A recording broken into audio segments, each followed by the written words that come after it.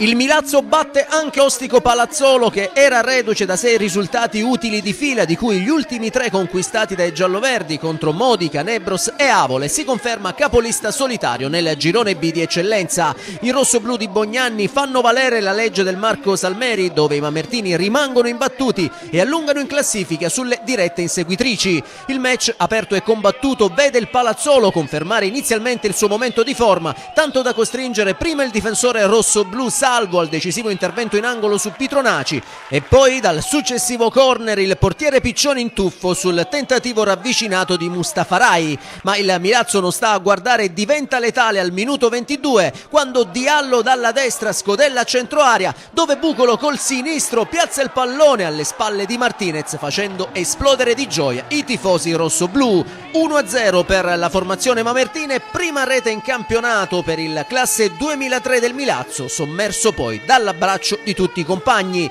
Gli ospiti provano comunque la reazione, ma le conclusioni operate dai gialloverdi al 29esimo e al minuto 31 non producono il pareggio sperato. Così nella ripresa al minuto 52 il Milazzo trova invece il raddoppio con Cassaro, che riprende il difettoso intervento di Martinez e da pochi passi non sbaglia la rete che vale il 2-0 per il rossoblù, mentre per l'esperto difensore mamertino si tratta della prima firma in campionato.